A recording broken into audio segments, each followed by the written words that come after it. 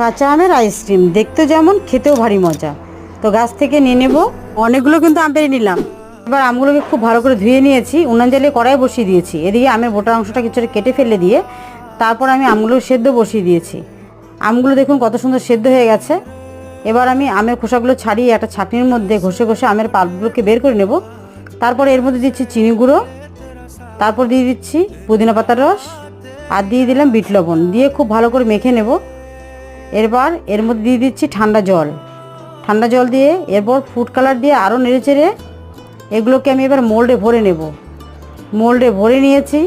এবার আমি আইসক্রিমগুলো জমার জন্য 7 থেকে 8 ঘন্টার জন্য আমি রেখে দেব ডিপ ফ্রিজে। ফ্রিজ থেকে বের করে নিয়ে আসবো 7 থেকে 8 ঘন্টা পর।